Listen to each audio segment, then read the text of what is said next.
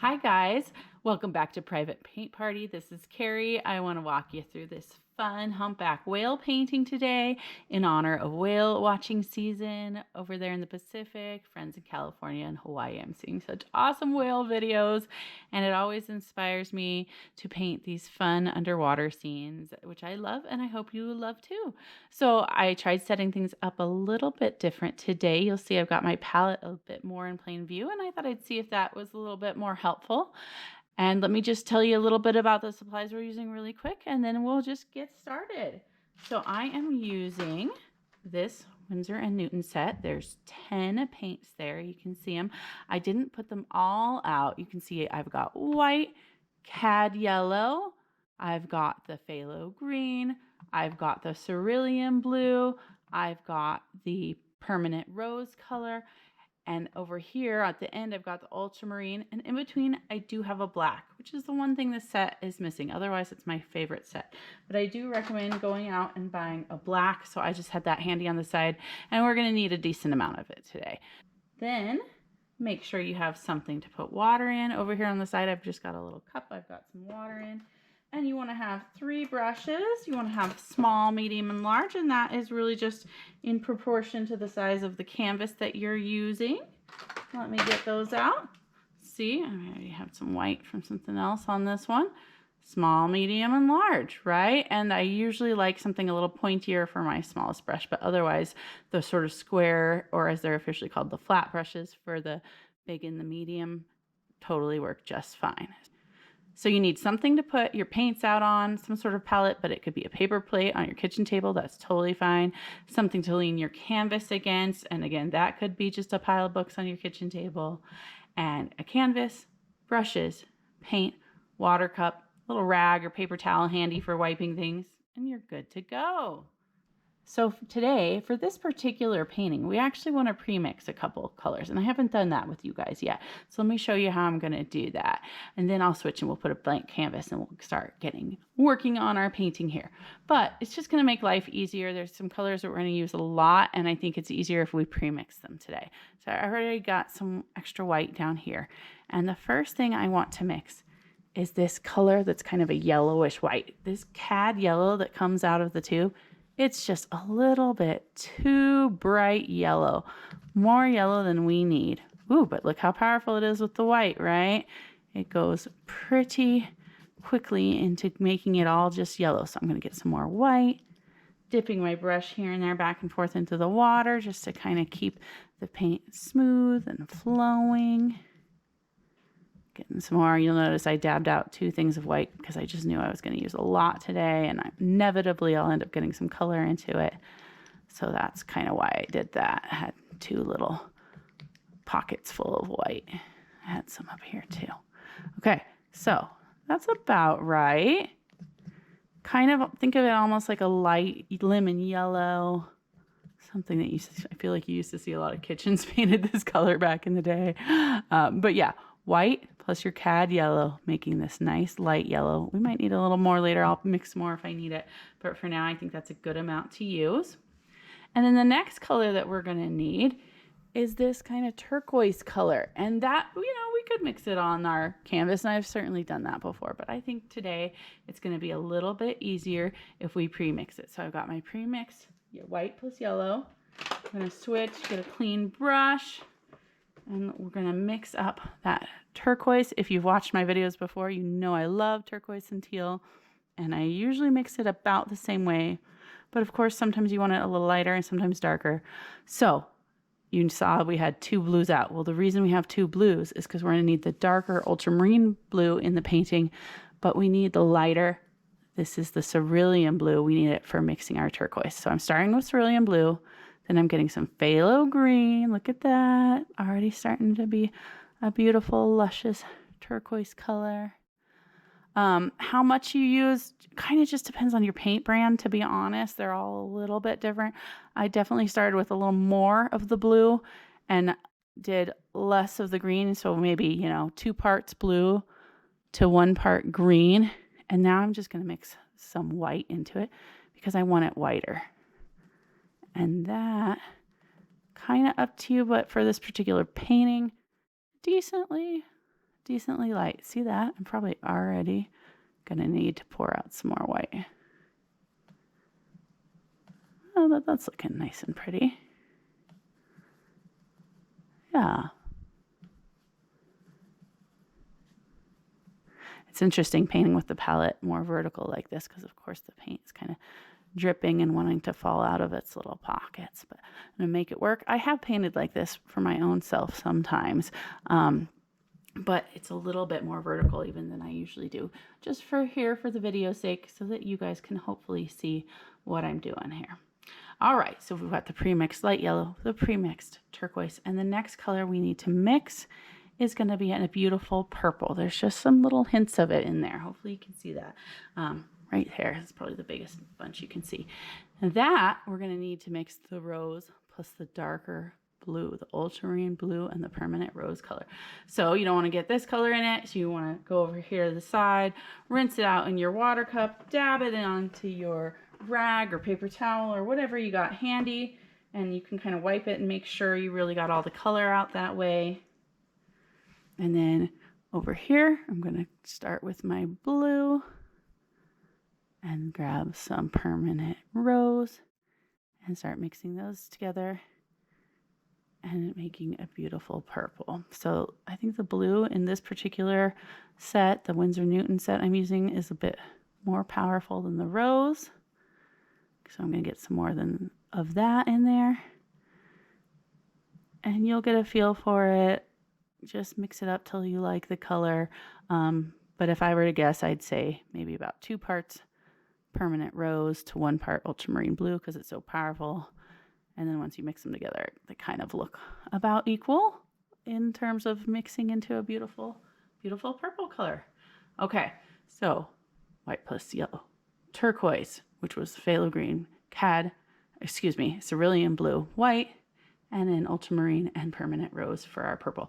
It's interesting to me that my camera, as I'm looking at it, it's not quite picking up quite how turquoise and teal this is and how purple that is. It seems to just,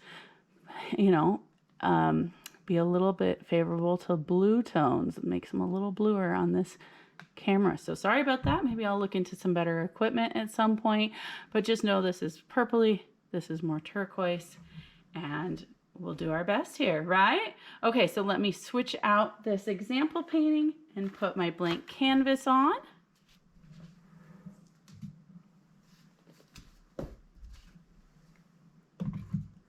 Here we go.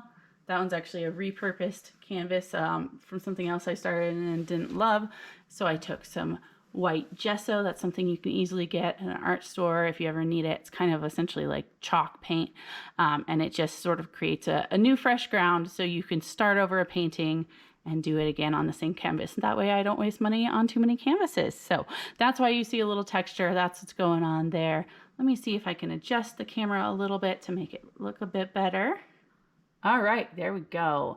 We are ready to begin painting. And what you want to do is grab your smallest brush, whatever your pointed brush, small brush is, and we're going to use it for step number 1. And we want to grab some of this white and yellow color that we mixed up. And we're going to draw out a couple things just to get ourselves started with that color.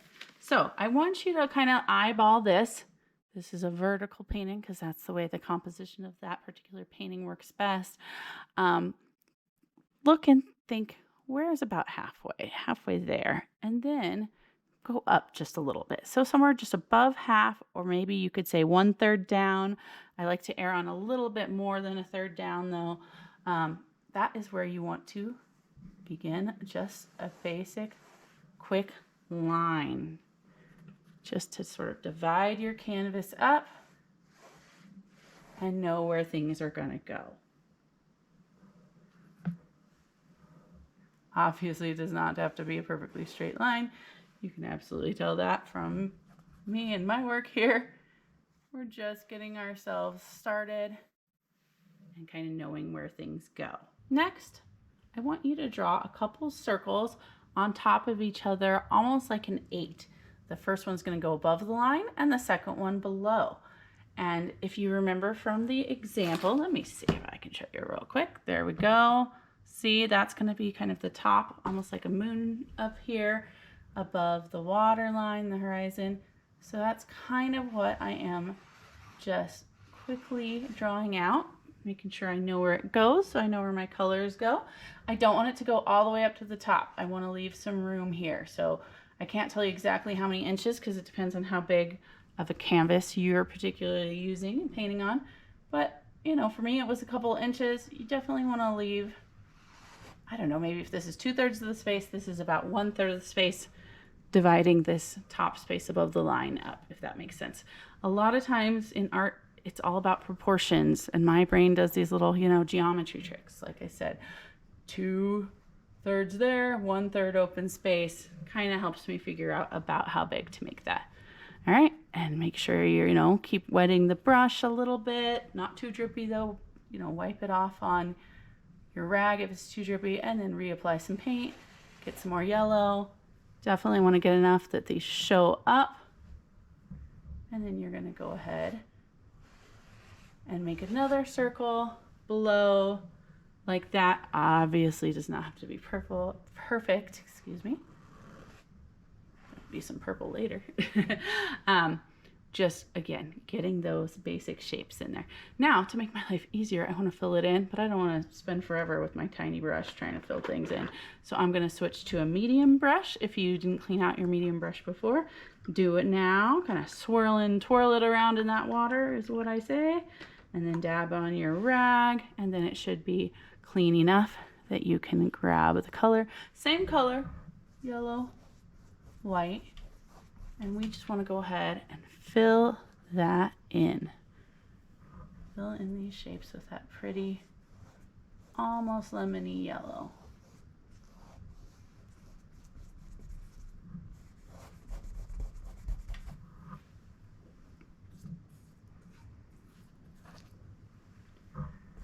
Same thing for the bottom. You'll get a sense of how thick to go with the paint. When in doubt, it's easier to go thinner first and then add more and thicken it up than it is to have it go on too thick first and then, you know, things are dripping or globby and gloopy and whatever. So, but that just is also sort of a personal style, personal touch matter. And it's just, you'll just find out from the practice of painting itself. You'll find out what your style is and your tendencies. And some people tend to go really thick and juicy with their paint, have lots of brush strokes, and that is their style. That's awesome. And other people almost treat acrylic paint, that's what kind we're using today, by the way. Some people treat it almost like watercolor with a lot of really thin washes, and that's a beautiful technique as well. So I try to find somewhere in between those two options. Again, it's just the practice that will help you find what's best for you. Okay, next you want to clean that medium brush out real good, and then grab your turquoisey color that you mix up. And what we want to do is surround both of these circles with turquoise. I use my medium brush because it's not like I'm trying to get some sort of perfect thin line. Oops, see? Told you things would drip sometimes. That's okay. Paint's going to go right on top of that. We just want to kind of outline them, but again, like I said, we don't need the smallest brush because we're not trying for any kind of perfect shape or anything. We just kind of want to use that to first kind of save them in a way. You just sort of protect the borders so you know when to stop. And then what I want to have you do is take this turquoise and do just a little bit more. Kind of go around, thicken up the color that is around the lighter circles.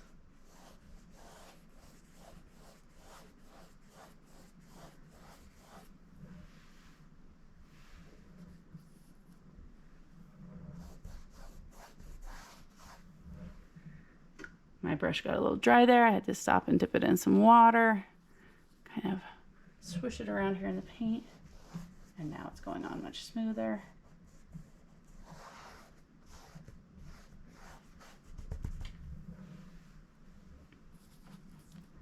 There you go, something like that, right?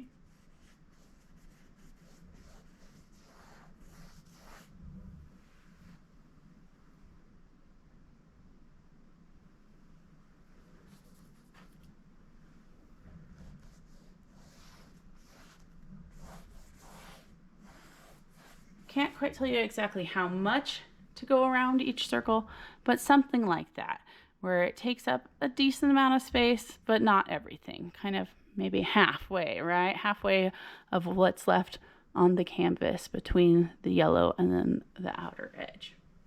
All right, and then we're gonna switch colors. Rinsed out my medium brush, still using the medium brush, and I'm getting some of the dark ultramarine blue. Ultramarine is already slightly on the purple side of things. It has just a touch of warmth to it, making it a purpley blue. And like I said, there's gonna be some purples in here later. So that's what I wanna use. So right now, I'm just focusing on the bottom area underneath the horizon, the line between the sky and the earth, or in our case, sea. And I chose the medium brush just because it gives me a little more control as I'm going around the turquoise color there. But once I feel like I've sort of safely protected it and, you know, got it kind of up to the edge. Oops, it's another drip, but doesn't matter here. Once I've safely kind of retained the shape as I'm filling this in, now to make my life easier, I am going to switch to my biggest, fattest brush to continue filling that in. All right, just a little bit of water on my brush, keep things flowing. Hopefully not going to drip too much.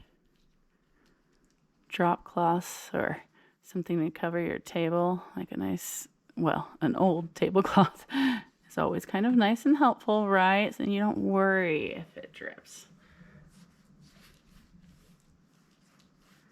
I definitely have a lot of paint tablecloths as I think of them, art tablecloths. So putting one underneath the canvas or on top of your floor where you're painting is always a great idea. Oh, see how quick that went? And I can kind of make the color a lot sort of smoother as I go, the brush strokes in the color that is, by having this big brush.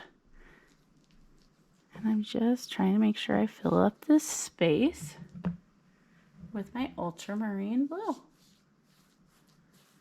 Right, so next, make sure that you've rinsed and cleaned your medium brush out real well, and pick up this yellow white color we made again. If yours is dried out or you ran out, go ahead and mix that up again. Remember, white plus the cad yellow, and the cad yellow is pretty powerful, so more white than cad yellow probably. Mix that up, put that on your medium brush. And the reason we're now ignoring the top and going straight to this next step in the bottom is we actually want to catch some of this paint before it totally dries. Now let me show you. I think this is a fun part. This is where we start doing some awesome work with the sense of light and color, and it's just beautiful. We want, with our yellow white on the medium brush, to come here, starting just right in the center of the circle where it's putting the same color right on top of what's underneath, and that's fine because you won't see it later, but it's a great way to just hold your brush and start. And then I want you to start going like this, coming out in diagonal streaks. Ooh, see, it is picking up a little bit of the blue. That's okay, because honestly, the whale's body is going to cover that up anyway. But I will clean my brush out after I do a few so that I don't have too much of that going on. Get some more yellow and white on here. And like I said, I think this is a super fun step. You're kind of creating the sense of light, illumination, beautiful colors here. And I'm just trying to take my medium brush all the way to the edge. Getting a little more paint on it perhaps. And it's up to you how much of this you want to do, how much you want it to show up. But I just think it's beautiful. And the width of the medium brush is about perfect for this step. So for me, I'm feeling like they're not showing up as much as I want because I kind of am running out of my color over here. So I'm going to mix it up so I have more. I have more to go thicker with. So I'm going to take a quick pause and do that. If you need to do the same, go for it. You can also go change your water at this time. That's a great thing to do around now because the water is probably pretty blue. And here we are dipping into it, trying to keep a bright yellow. So that's another tip. Okay, there I'm back. I've got lots of paint to work with. And I'm just, like I said, going to work from the center out, creating some really fun, beautiful streaks of light.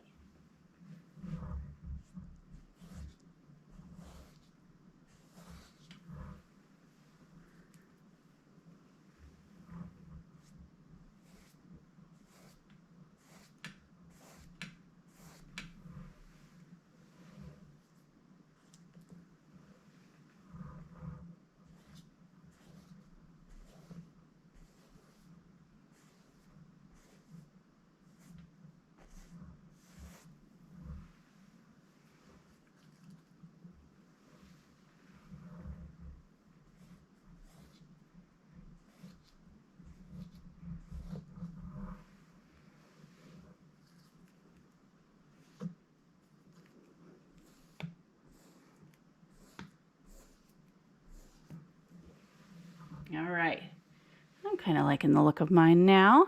Now, one thing that's kind of a skill you have to learn in painting is when to stop, right? When to stop while you're ahead. If you are loving the look that you just got, what you achieved with the light, stop. Don't do anything else to it. But if you're like me, I'm like, I kind of want to add a little something more, maybe make it blend a little bit more, then this next step is for you. So it is an optional step. I've cleaned my medium brush out real good so that I can use the same brush, but I'm going to come back with some turquoise now. And I'm not going to get too much on my brush.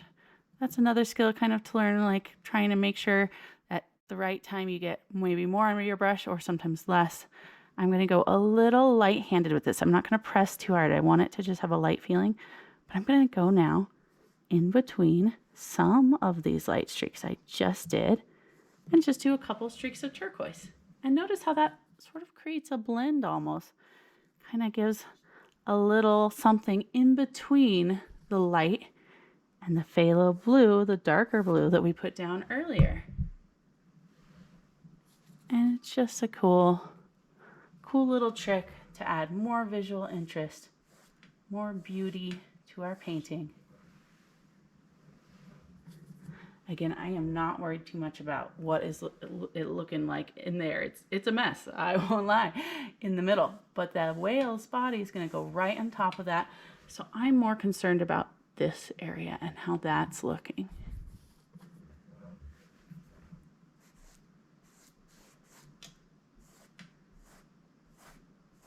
Okay.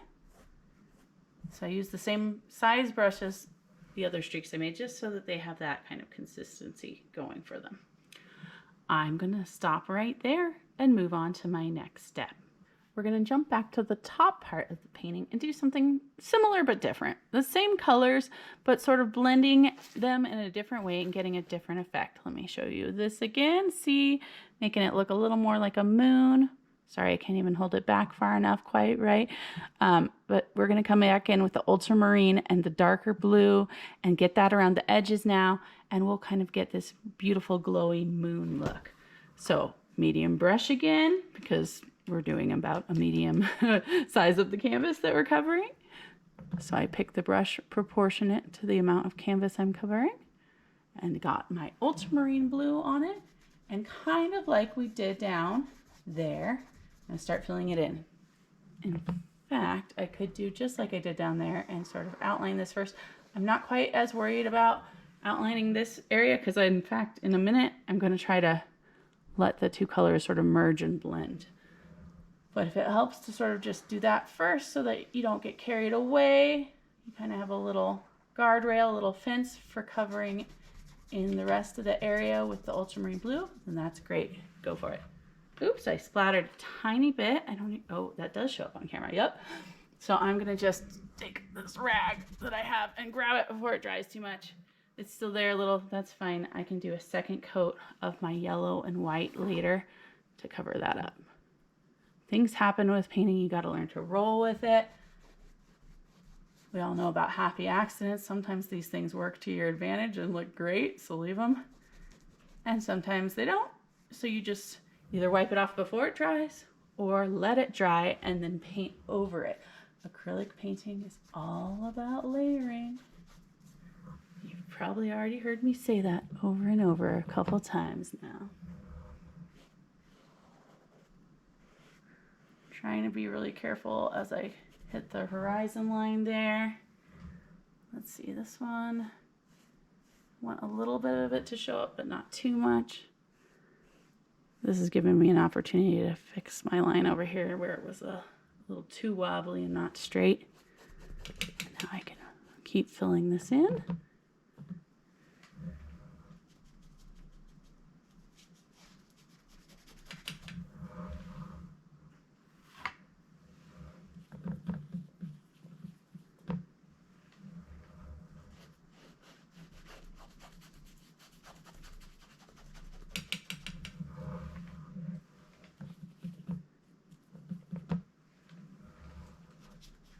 There we go.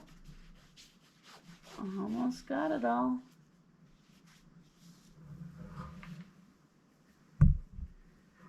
If any brush strokes are ever bugging you, there's a couple things you can do. You can come back and just keep working on it in the moment and adding more paint to kind of cover up the brush strokes. Or like I just mentioned for mistakes, this is not a mistake, but if you don't love brush strokes, you can let one coat dry and then come back and go on top of it with the same exact color again. And that will kind of get rid of some of those brush strokes. It'll make it a little more thick and opaque in terms of the paint color. It won't show through the brush strokes quite as much. Okay, so now I kind of want to see if I can get this and this to look like they're fading into each other just a bit, kind of blend them. So I'm gonna rinse my brush off a little bit, but it doesn't have to be perfectly clean because I'm gonna get the same color on it in a moment. But I'm gonna come here and get some more turquoise and kind of go over the spots where the turquoise and the ultramarine blue meet, and notice that I can start kind of blending them in that way. The turquoise being lighter, it's a little less powerful, a little thinner, so it'll show through that ultramarine blue below it, but also kind of start letting the two mix together. I got a little bit more on my brush, so I could be a little thicker with it.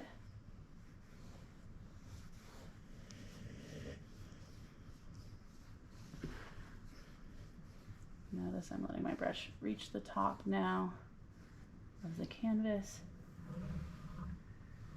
If you feel like you did too much turquoise and it's not blending but just sort of looking blocky, get some more of the ultramarine on your brush like I just did right there. And I'm just basically going back and forth, turquoise to ultramarine, ultramarine to turquoise. So it's kind of nice that we're catching the paint before it totally dries. So the ultramarine and the turquoise can blend right into each other. And it's just a process of going back and forth. First I felt like I did too much turquoise, not enough ultramarine.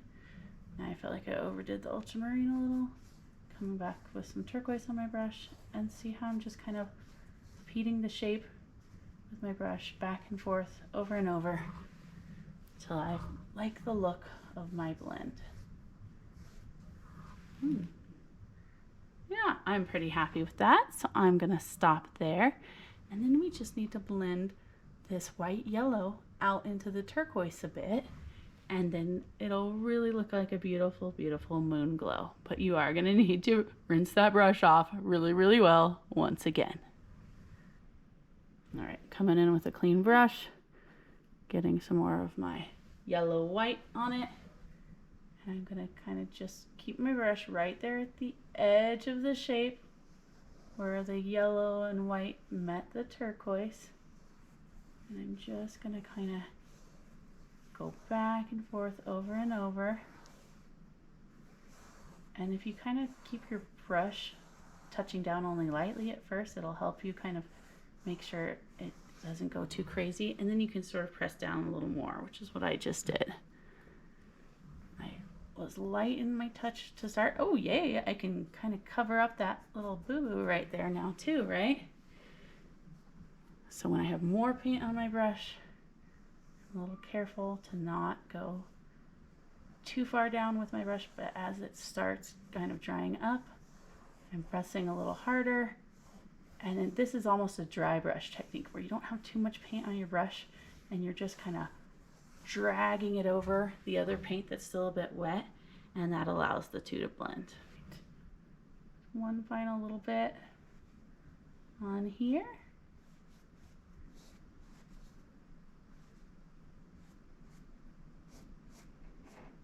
Making sure I catch anything that bugs me. There you go. I think we've got a beautiful blend happening and it's starting to really glow, and I cannot wait to get that humpback whale in there now. So I'm going to take a 2-minute break really quick to rinse out some brushes and make sure my black over here is still good to go. And then we'll come back in and we'll start drawing out the whale. All right, so step 1 for drawing that whale is to get your smallest, pointiest brush, get it in the black, roll it around, really get a decent amount on there to use, and we'll start drawing in the shapes.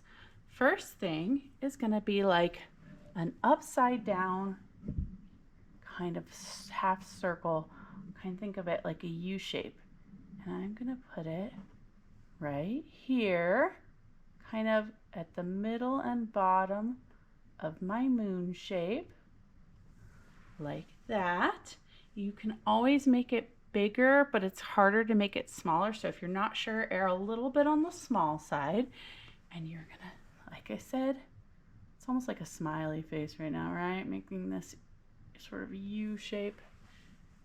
And from there, you want to sort of find the middle of the bottom of that and draw it down like so, coming down into the ocean area. And you just want to start with that shape. It's really not too hard. You just want to start with that, and then you can build it up. So for the whale tail, starting my brush right here in the middle where I made that line, I'm going to kind of go up, I'm going to curve a little bit, and then I'm going to like fan my brush out a little bit, kind of a similar brush stroke as to, you know, drawing an S shape or something like that. And then I'm going to get some more black on my brush, do the same thing over here, up, over, down, and then back up a little bit, like so, and you start to create the whale tail shape, right?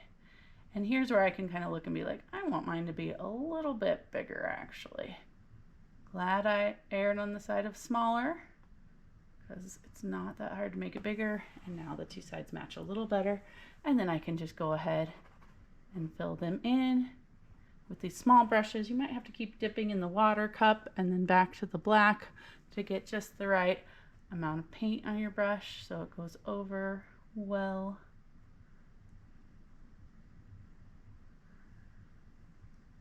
And notice how at the edges here, I'm not letting it be too pointy. It's like a slight curve. Yes, they get really skinny. They taper, meaning they kind of come to a point, but it's not a full point, not pointy. And look at that. And now I'm thinking it looks almost like a upside down mustache emoji or something. I think it's kind of cute and fun. There you go. You've got the whale tail in. Next, we're going to go ahead and get the whole body. So what you want to do is draw this down to about like so, and then start a really nice and long oval egg shape, like so. So I left a little bit of room from here to the horizon line, a little more room from the horizon line before I started, but that's just so I can adjust. I'll probably actually use up that space here in a minute. Better, again, to be too small than too large. I have to keep putting water and black on my brush. And something like this, kind of egg shaped, like so.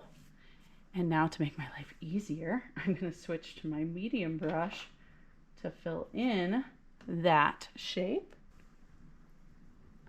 All right, this just makes things go faster. Filling in that oval.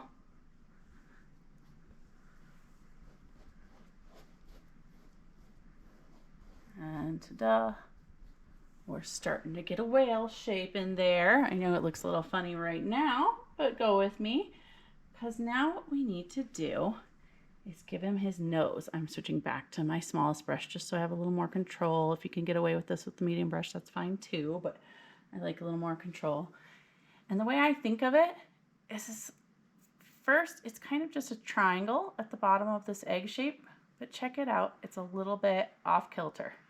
I'm doing a humpback whale here, and they've got a very distinctive shape. See how I just sort of angled my triangle there to the left just a bit?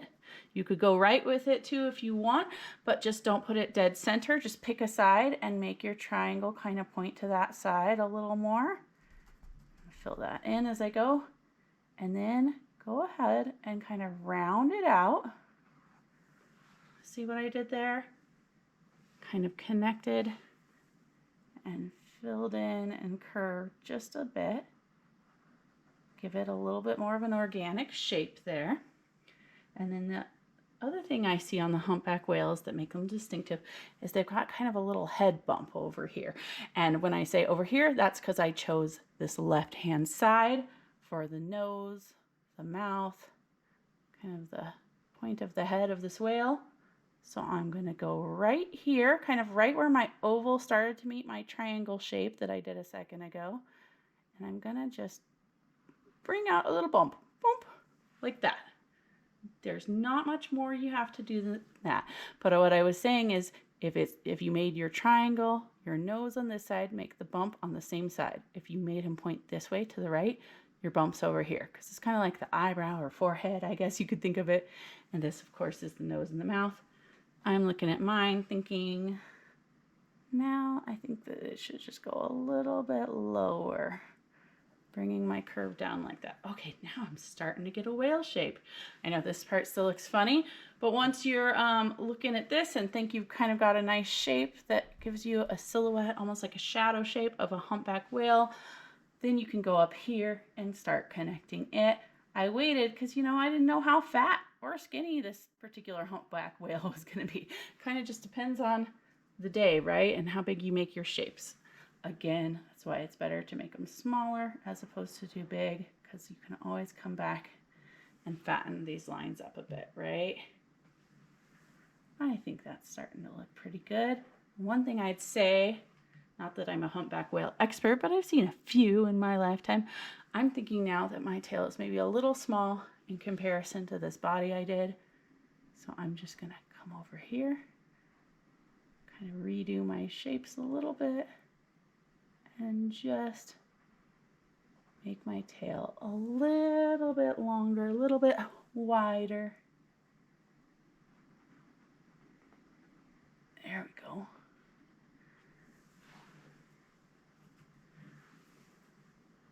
Something like that. And now, of course, this part here looks a little too skinny as it connects to the rest of the body. There we go. I think that's starting to look good. Remember, you're not looking for total perfection in the shapes, because if they're like, these two are perfectly 100% symmetrical, or this is perfectly round, or that's perfectly pointy, it won't look organic. Remember, you're painting nature, and nature has its own little, humps and bumps and funny things that happen, asymmetrical moments. So embrace it. Embrace the messiness of the paint and let that actually make your whale look a little more realistic. Okay, so next we gotta get some fins on this guy. Otherwise he's not gonna look quite right. The fins, the way I figure out where to start them is I find this little forehead bump that I made here, and just about where it ends at the top of the body, or bottom, depending on how you're thinking of it, but right around here, so maybe if I'm talking about from the horizon line down to the nose of this whale, I might say it's 2/3 from here down to here, 2/3 of the body shape. If we're talking about the whole whale, it might be like 3/4, not quite 3/4, 2/3 to 3/4. But anyway, somewhere right here where this bump kind of curved back into the rest of the body, I start my brush, and all you gotta do is make a line up like that, a little diagonal line. And I'm going to make it a little bigger now, a little longer. I wasn't quite sure how long at first, so I did it like so. Okay, I think just a little bit longer. I'm going to let it taper just a little bit, meaning getting a tiny bit skinnier towards the edge. I'm pretty happy with that. So now I want to do the same thing on the other side, another diagonal line. So I'm going to find where this one ended, go over here. I just drop down a little bit just to make it ever so slightly off symmetry, because again, that might make it look a little more natural. Maybe that whale's kind of dipping and turning and curving as he goes underwater. It's just a line right now, people. That's all it is. And we will have a chance to sort of perfect this as we go. Now that I've got it about the length I want, I'm going to come back and kind of go over it again. Notice I let it get ever so slightly thicker as it came to meet the body. Same thing over here. Just a little bit thicker like that. And I think that's about all we need to do for that.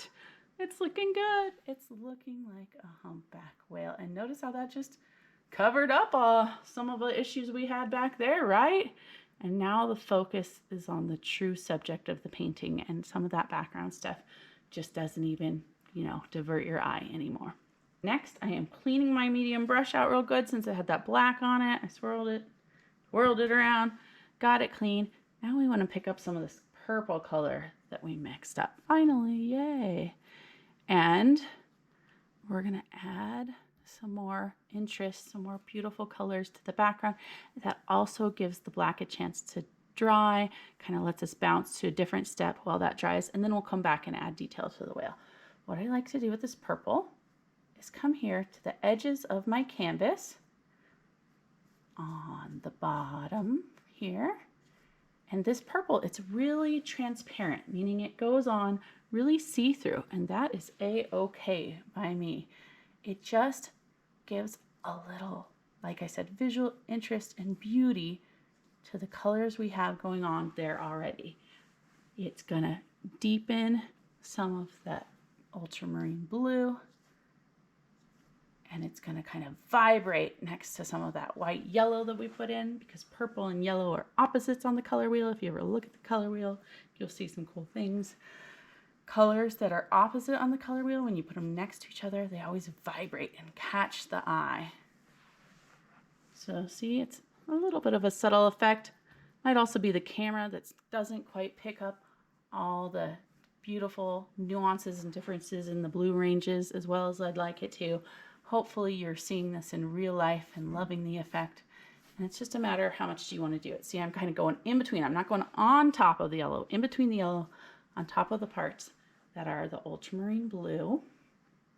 And I want to get a little bit more now that I've kind of done line shapes at the bottom. Oop, maybe one or two more here. Kind of seeing places where I think it could use some. Then you want to come back, get some more on your brush. And you want to go up and do the same thing, but with a different brush stroke technique up at the top of your painting. I'm going to the corners again. And notice this time I'm kind of just curving my brush as I go back and forth a little bit. And all I'm doing is kind of tinting the top right and left corner of my painting, getting that purple on top of that ultramarine blue to give it that beautiful fading purple to ultramarine to darker blue to turquoise to yellow, and it creates a beautiful, beautiful curved gradient for us there that just, again, makes everything a little bit more visually interesting. I might put just a touch, like a little line of it. This is tiny, almost imperceptible. I'm going to do a little line of the purple right on top of my blue at the horizon line there too. So just a little fun technique for you if you want to try it. All right. Next, with my smallest brush cleaned out real good so it can pick up pure white, I'm going to get some white on it.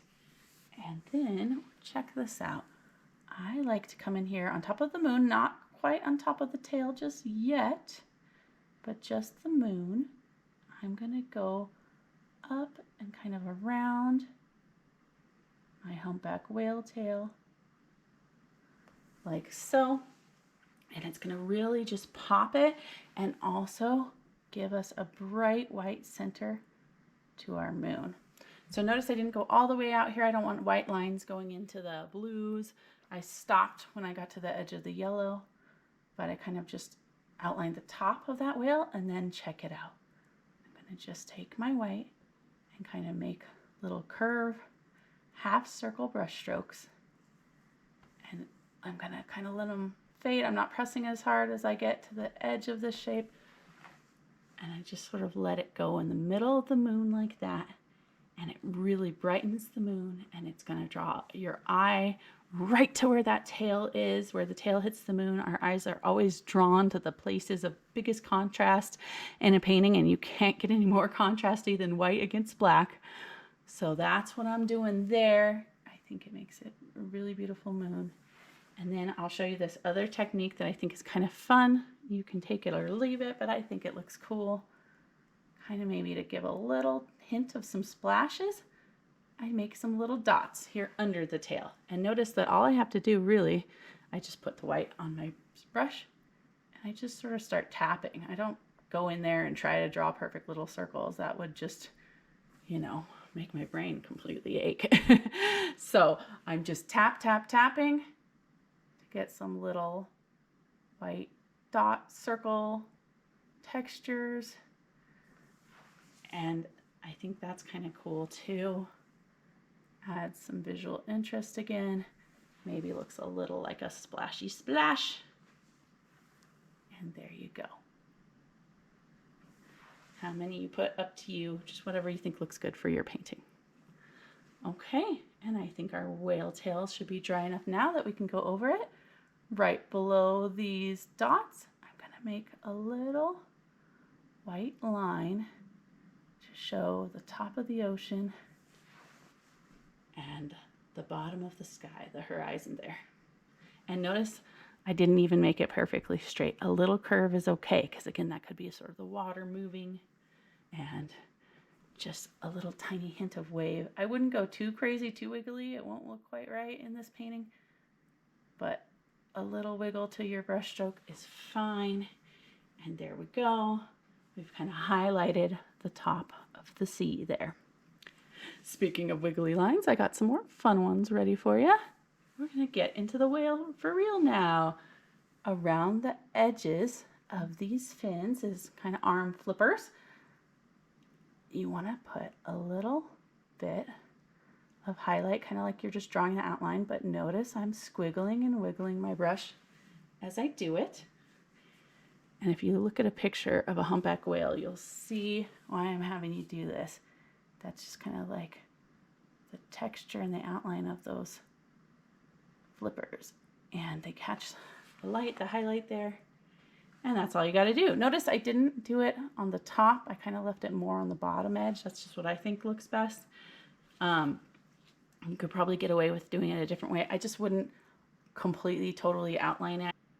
And then still with white on your smallest brush, maybe kind of twirl it around if you need to in the paint so that it comes more to the tip and isn't too clumpy. Then I want you to kind of find the bottom of this arm over here. Almost think of it as the armpit. Start your brush, and we're going to just sort of outline the sort of mouth and nose area like so. And I'm just going to leave it at that. I just did one side there. That's all I need for now. And just one side in the white. And then we're going to switch colors, and we're going to use turquoise again. And we're going to add a little bit more detail and interest to our whale with the turquoise. Smallest brush, cleaning it out. Turquoise on my brush. Now, I think this really is a moment where the whale starts coming alive. We want to do the eyeball. And what I've noticed is the eyeball is also somewhere around here, this armpit area. You start your brush kind of hovering it in the sky. Don't touch the painting yet, but kind of hover your brush there and then go over and in just a little bit and just a little bit down, almost as if you're continuing this diagonal line from this arm there. And then you make a little oval like so. And that's all you got to do. Don't overwork it. If you mess up, just cover it in black, wait 2 minutes, and then go again. Once the black is dry, you will be fine. Notice I put it on this side because this is the side that's kind of turning towards us. So not the side with the bump and the hump, not the side where the nose is pointing, but on the kind of flatter curved side there. You put that circle there. And then for the mouth, they have kind of a funny mouth shape. I kind of hover my brush in the air near where I did the eyeball, go down just a little bit so that there's a little bit of black that's going to show, and then touch my brush down to start. And then I'm just going to kind of pull it over here, almost like a S shape again, curve it, and then pull down, and like so. I wish I had a better way to describe that other than an S, but it really kind of is an S shape, and you want to bring it all the way down to the bottom, and then just stop and be done. Don't overwork it. But that will get you the beginning of a mouth and an eyeball. He's coming to life. All right, now we can just kind of use this beautiful turquoise color to continue outlining and drawing visual interest to our whale, kind of as if the body's catching just a little bit of the light, even though he's mostly black, right? But he is surrounded by moonlight. So I'm going to take that turquoise color and I'm going to draw on the side of him like so. And I'm going to do the same thing on the other side of his body here. Notice I stop when I get to the arms. I don't want it to go down into the body, across the arms that is. I want it to kind of just be outlining and catching highlights. And now, remember I said don't do the whole fin arm flipper thing around with white. Don't just completely outline the whole thing. Stop. Well, that's because now we want to add some of this turquoise to the other side. White on one side, turquoise line on the other. And that will kind of bring that to life. And then I get some more on my brush. And then I'm going to come over here to his kind of eyebrow head bump. Like I said, big old brain in there. I think they're really smart, right? They talk to each other. And I'm going to outline this a little bit. Like so. And notice this also sort of helps you because if there's anything that's bugging you about the shape, it gives you a kind of a chance to fix it just a little bit there too. But there you go. I stopped when I got around the nose, so that it's kind of just, you know, again, an imperfect line because too much perfection won't look natural. And then what I've seen is to get them some of the texture that you see on their noses. It's kind of like little bumps. So I'm just like I did with the white up here in the sky, I'm going to get that turquoise on my brush and just kind of dab, gently touching down in this nose area and get some of those turquoise bumps there. Very nice. Okay, let's jump back up here now that this white has had a chance to dry, so hopefully we won't get any on our brush as we come right up next to it. But notice I'm just going to kind of outline the top of my whale tail with some turquoise again.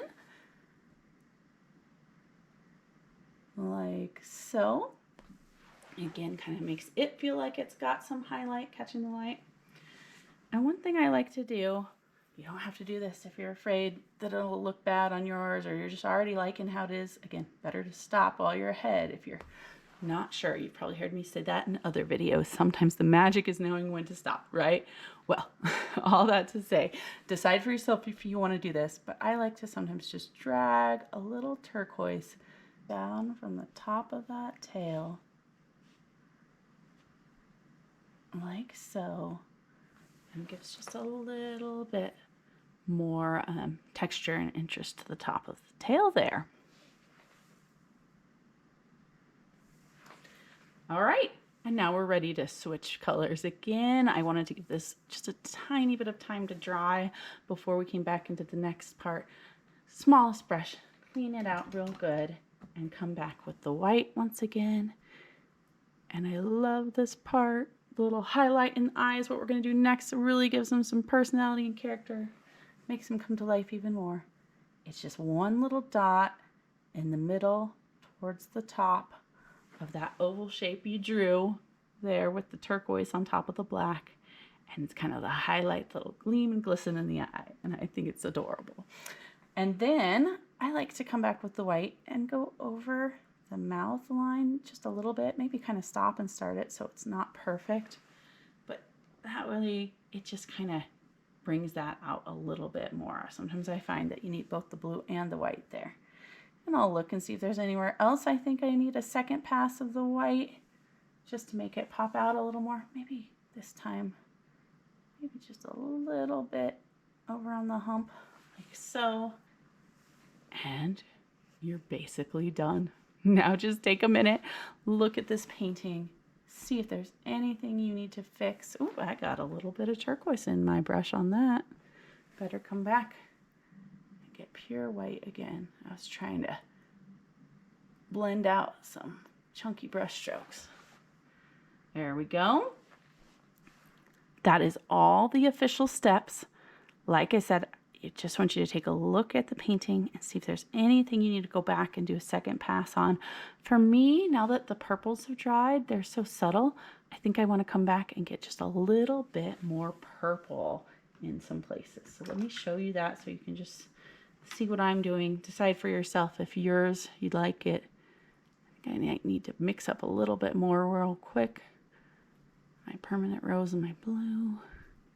Maybe I'll let it be a little bit pinker this time, and that'll help it show up a little more. Just kind of feathering it on top of those spots where I did the purple earlier. The edges.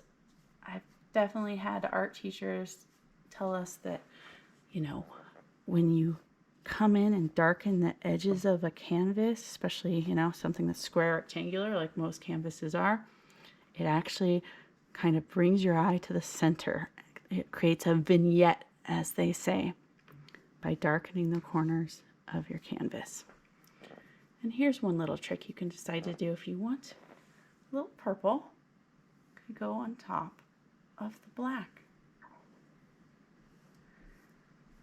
And it might look a little wonky now. I promise when it dries, it'll barely be there.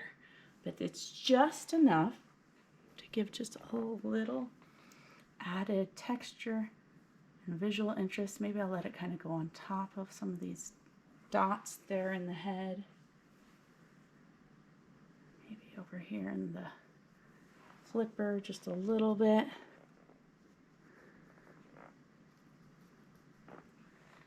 And maybe up here, some of those lines I feel like are a little too outliney, and I want to kind of muss them up, make them look like they're part of nature again.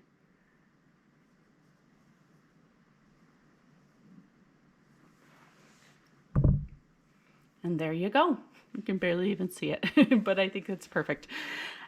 Thank you so much for painting with me today. Happy whale watching season out there. I hope everybody is enjoying it, whether you're on the coast in the Pacific, Atlantic, or stuck in the middle of the mainland. I hope you're enjoying the weather. I hope it's not too cold for you. And I hope you enjoyed painting with me today. Hit me up if you have any questions about supplies or techniques or anything like that. But my aim is just to make painting easy and relaxing for you, so you can either just do this at home with your own self with coffee in hand or a cocktail perhaps, or if you want to stick this up on the TV and watch it with a few friends and have your own private paint party at home. That's what I'm hoping that I'm empowering you to do. Thank you again for painting with me today. Again, my name is Carrie and this is Private Paint Party on YouTube. Take care. Bye.